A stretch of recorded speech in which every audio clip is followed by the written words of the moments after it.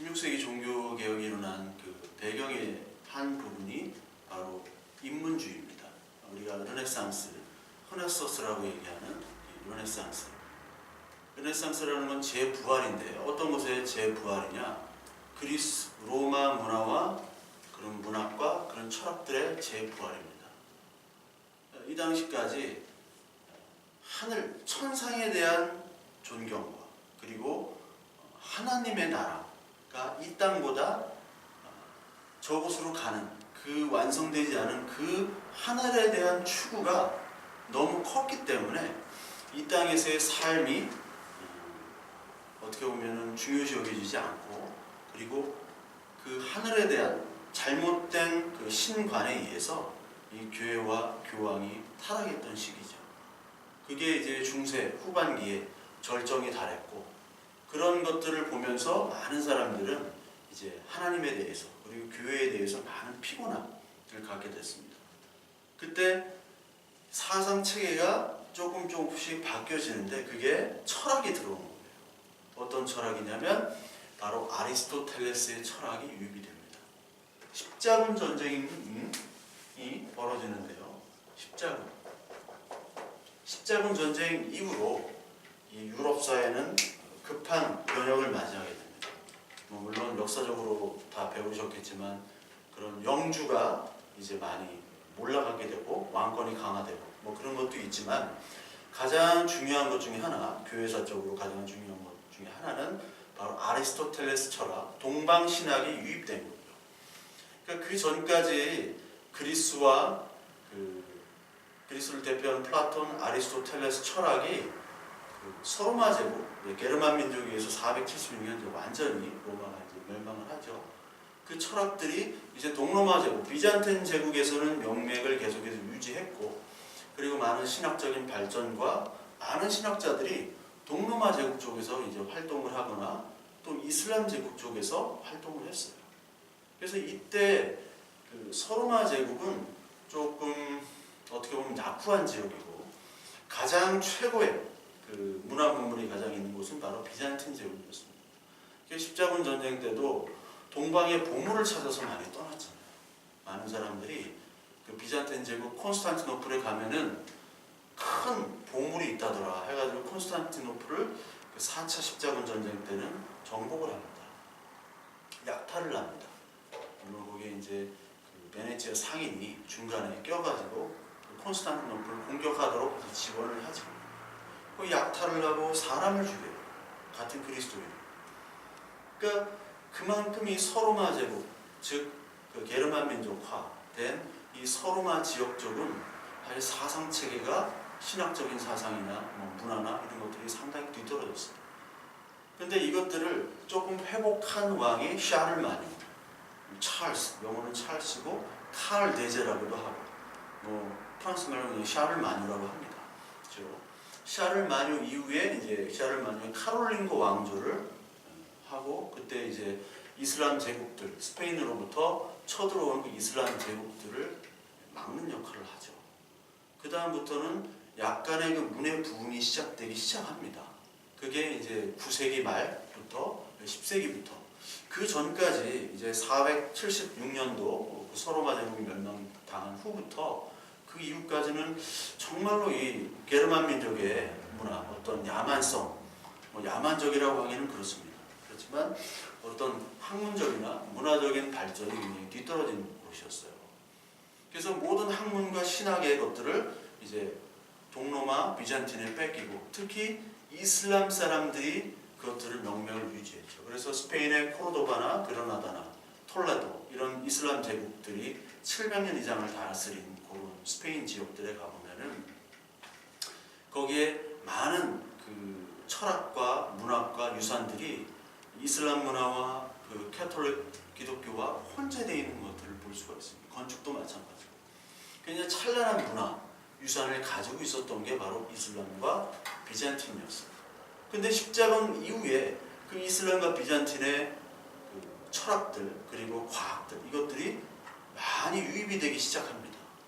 그게 바로 13세기 이후부터 시작이 되죠. 그래서 옛날에 플라톤 그 이데아 천상에만 있던 그런 세계가 이제 물질 세계 내에서 신성을 발견하는. 그러니까 플라톤은 이데아와 물질의 세계를 분리했는데 아리스토텔레스는 물질의 세계 내에 이데아를 발견한 겁니다. 이데아를 발견하자. 그래서 아이도스라는 이데아는 어디에 들어있냐? 힐레라는 물질 안에 이미 들어있다. 그래서 뭐 현실태, 가능태 그런 말들을 하죠. 그래서 이 땅의 것들을 추구하잖아요. 그래서 라파엘로가 그린 아테네 학당에 보면은 플라톤은 티마이오스라는 책을 딱 가지고 있고 위를 향하게 하죠. 근데 아리스토텔레스의 율리학, 니코마코스 율리학에 들면서 이 땅을 가리킵니다. 그러니까 하늘의 원리와 이 땅의 원리, 모든 사실 이데아를 둘 다는 추구를 했지만 이 물질 안에 있는 이데아를 아리스토텔레스는 추구했고 이 땅으로부터 나가는, 그리고 플라톤은 이데아를 가장 큰 하나의 목적으로 얘기하고 이 물질은 어떤 추함과 악함으로 좀 표현을 이원론적인 그런 입장을 취했습니다. 그래서 너무나 물질 세계에 대한 추함을 얘기하다 보니까 아리스토텔레스는 물질을 연구하잖아요. 생물학자이기 때문에 물질과 이 땅의 과학 학문들. 그렇다 보니까 그 이슬람과 비잔틴 제국이 과학이나 문학이나 철학이 발전할 수밖에 없었던 거죠. 십자군 이후에 이런 아리스토텔레스 철학이 급격하게 유입이 됩니다. 그래서 1277년도에는 파리 대학의 신학부에서 아리스토텔레스를 금하는 그런 금서로 정해지고 아리스토텔레스를 가르치지 말라고 얘기를 할 정도였어요. 그러니까 문학과 예술과 신학에까지 이 아리스토텔레스와 그리고 인본주의의 그런 철학들이 물밀듯이 밀려오기 시작한 거죠. 그런데 이것이 종교개혁에 어떻게 영향을 미치냐? 부정적인 면도 있지만 긍정적인 면하고 같이 이런 철학적인 사조, 인문주의가 들어왔다는 것입니다. 그래서 이 아리스토텔레스 철학과 르네상스까지 연결되는데, 물론 르네상스는 플라톤적인 좀 그런 색채도 강해요.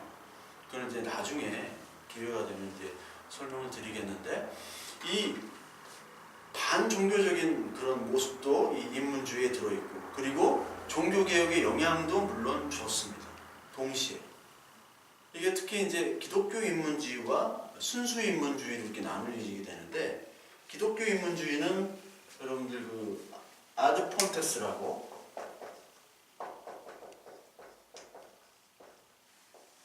원래로 돌아가자라는 말이 있습니다. 근원으로 돌아가자. 그래서 특히 이제 루터가 종교개혁을 이제 처음 시발을 했죠. 근데 이제 순수 인문주의가 있어요. 순수 인문주의는 누구냐면 에라스무스입니다. 에라스무스가 순수 인문주의. 그러니까 기독교 인문주의와 순수 인문주의로 이제 나눠지게 되는 거죠. 물론 이 두 개는 공통점이 있습니다. 공통점은 뭐냐면 바로 스콜라주의를 반대했어요. 스콜라주의. 자, 스콜라주의가 뭐냐? 스콜라주의는 여러분 주지주의라고 들어보셨죠? 주지주의.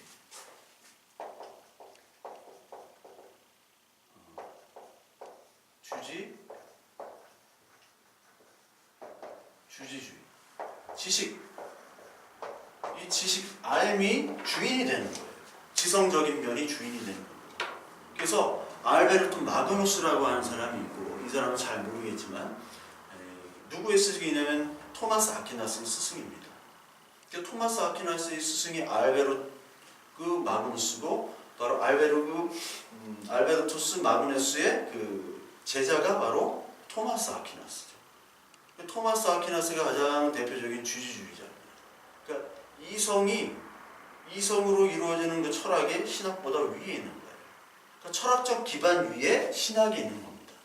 그래서 신학을 이성의 행위로 그리고 이성의 행위로 말미암아 믿음까지 갈 수 있는 그거를 얘기한 사람이 바로 토마스 아퀴나스죠.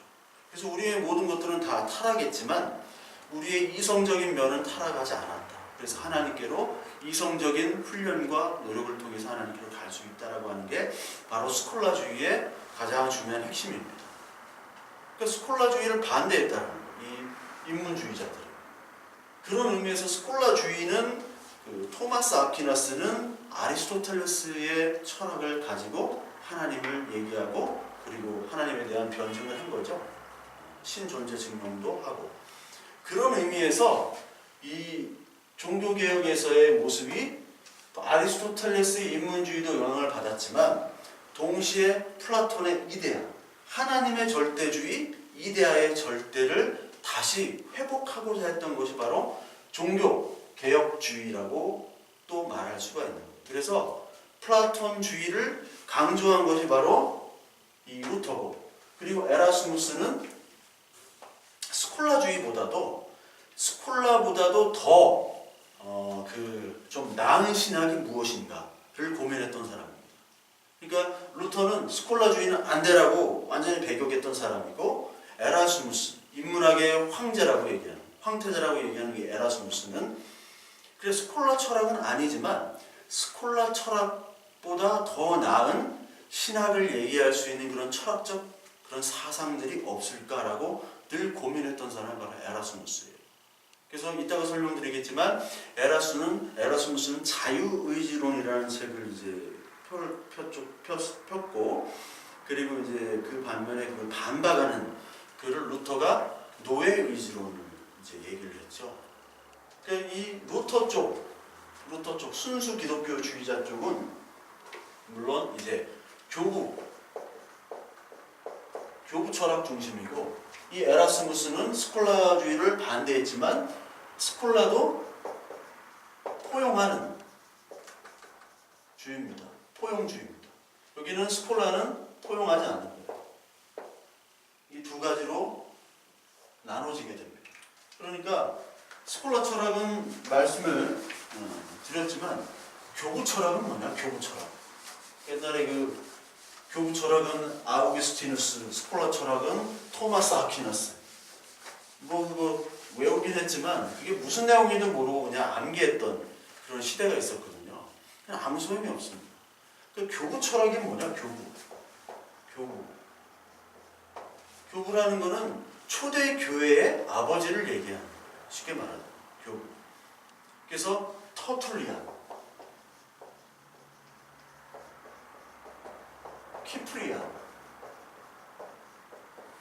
키프리아누스라고 얘기하고 터툴리아누스, 이걸 이제 영어식으로 이제 줄인 겁니다. 그리고 암브로시우스,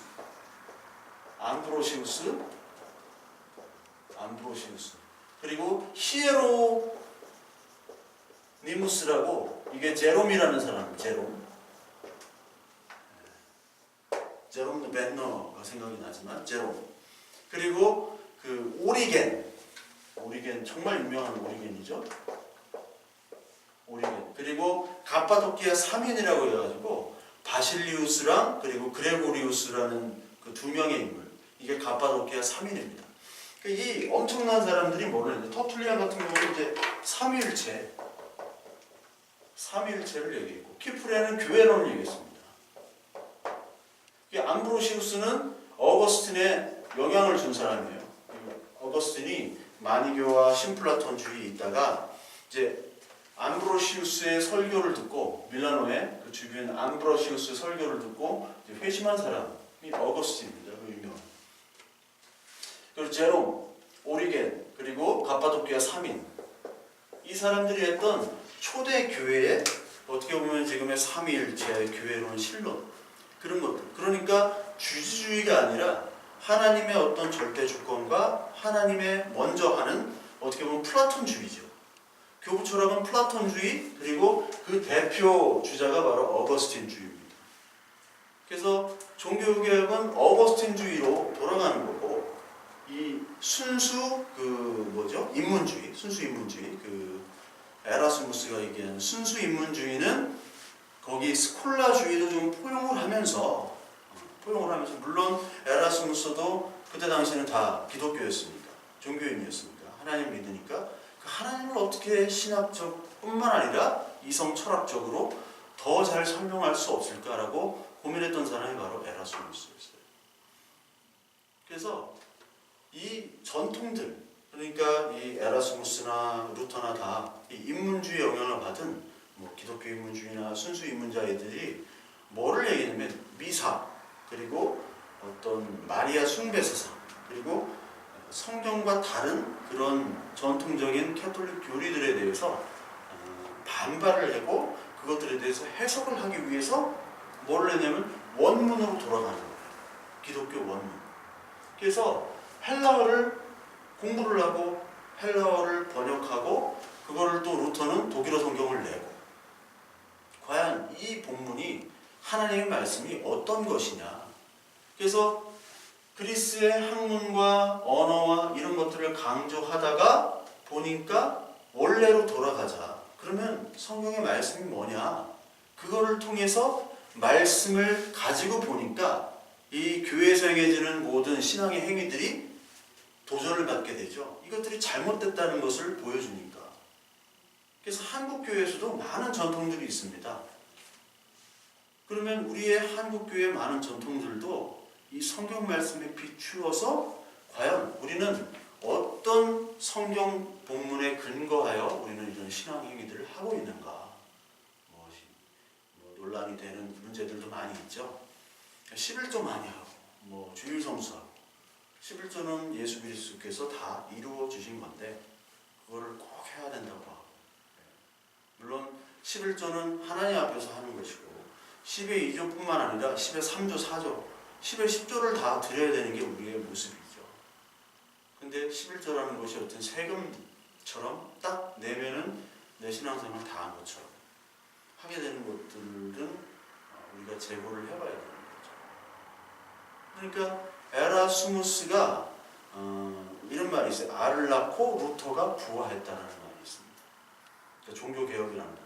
그러니까 에라스무스가 계속해서 이 번역본들을 계속 만드는 거예요. 읽어보니까 우리의 신앙행위들, 이 로마교회의 신앙행위들이 너무나도 성경과 다르다. 그러니까 로마서와 갈라디아서가 이 루터에 가장 큰 영향을 미쳤는데 보니까 믿음으로 구원을 받는 거거든요. 근데 스콜라주의인 주지주의에 보면은 믿음으로 구원을 받는 것이 아니라 이성은 타락하지 않았기 때문에 이성으로도 구원을 받을 수 있다. 그렇게 얘기하는 거죠. 왜냐하면 토마스 아퀴나스 이후로부터 토마스 아퀴나스가 신학대전, 이교도대전 그 신학책들을 다 집대성했기 때문에 그거를 가지고 이제 가르쳤고 아리스토텔레스 철학이 유입됐기 때문에 아니다. 하나님이 절대 주권, 즉 여기서 말하는 이제 철학적으로 보면 플라톤주의, 이데아, 온전한 하나님의 그 이데아, 그거를 강조한 그 하나님의 나라, 하나님 믿음으로만 오직 구원받는, 오직 은혜로, 오직 말씀으로 구원을 받는 그것으로 이제 루터는 강조를 했죠. 그래서 에라스무스와 루터가 이제 좀 갈라지게 됩니다. 그 인문학의 왕자라고 하는 그 에라스무스가 몇 가지 이제 책을 냈어요. 에라스무스 중에 가장 유명한 책이 우신예찬이라고 있죠. 우신예찬이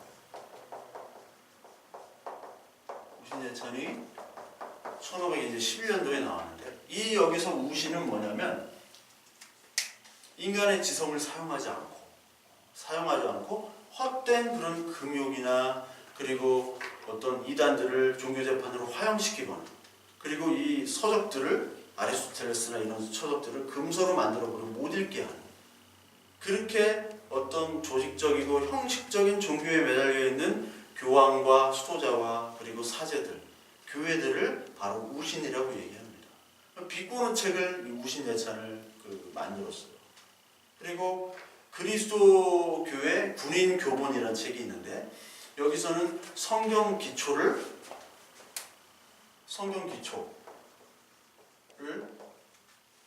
다지는 책이 그리스도교의 군사의 기본이라는 책입니다. 성경 기초. 그러니까 믿음의 본질은 성경을 읽는 것으로 시작이 된다라고 이 에라스무스가 얘기를 한 거죠. 거기에 우리가 얘기하는 그 성경에다가 이성의 역할을 많이 플러스를 했죠. 에라스무스는. 거기다가 이제 자유의지론이라는 책. 그러니까 자유의지를 강조했습니다. 자유의지. 인간의 자유의지는 정말 중요하다. 인간의 자유의지 그리고 이 하나님의 뜻과 하나님의 섭리도 있지만 인간의 자유의지, 인간의 선택 그리고 인간의 이성, 지성의 능력 이것들을 굉장히 강조했습니다. 순수 인문주의가 를 더 이렇게 하고 또 스콜라주의를 더 뛰어넘는 그런 이성적인 신학적인 그런 토대를 마련하려고 했기 때문이에요. 근데 여기에 이제 루터는 반발을 한 거죠. 이 이성을 강조해서는 안 된다. 이건 스콜라주의랑 똑같다. 이성을 완전히 이제 폐쇄시켜버리는 게 바로 루터입니다. 그래서 루터는 에라스무스는 자유의지론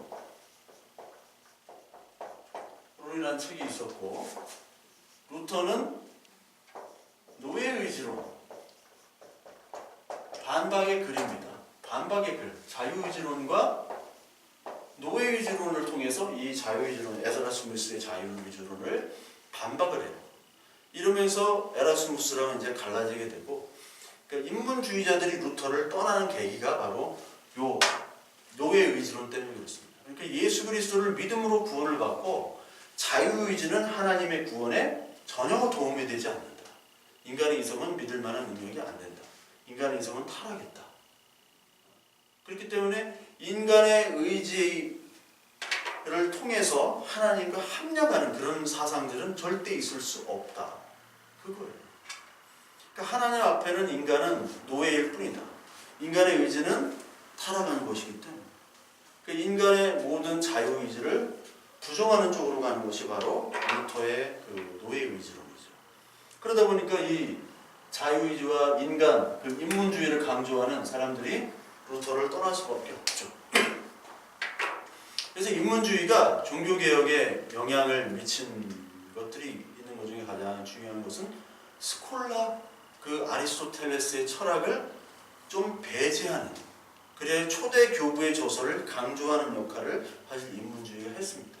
왜? 인문주의는 예전의 원문으로 돌아가는 것이기 때문에 원문을 살펴보니까 인문주의 역할로 원문을 살펴보니까 이 철학보다 신학적인 원문이 더 강조되고 주지주의가 아닌 인간의 이성이 아닌 주지주의, 이성 아닌 하나님의 주권, 은혜에 따라 구원을 받는 절대적인 하나님. 그러니까 그 초대 교부의 저서를 돌아간 거죠. 그 인문주의에 의해서 그런 그 영향이 있었고 그리스 로마의 고전을 공부하면서 성경 원어 연구, 원어 연구와 출판에 영향을 미칩니다. 원어를 통해서 다른 언어로 특히 이제 루터는 이제 독일어 성경으로 출판을 하는 계기가 되죠. 그러니까 하나님께서 이 역사적으로 이루어가는 그 섭리 가운데 인문주의를 통해서 하나님께서 또 종교 개혁이라는 모습으로 하나님께서 이끌어 가신 겁니다. 그래서 에라스무스가 알을 낳고 루터가 부활을 했다. 이 말이 어떻게 보면 참 멋있는 말이면서도 이 종교개혁과 인문주의를 한 단어, 한 글자, 한 문장으로 요약하는 좀 멋있는 그런 문장이라고 생각이 됩니다. 근데 다음 시간에는 이제 어거스틴주의 그리고 이슬람 사상, 이븐 루시드로 대표되는 그런 사상들에 대해서 또 종교개혁과 어떤 관계가 있는지를 좀 살펴보는 그런 시간을 갖도록 하겠습니다.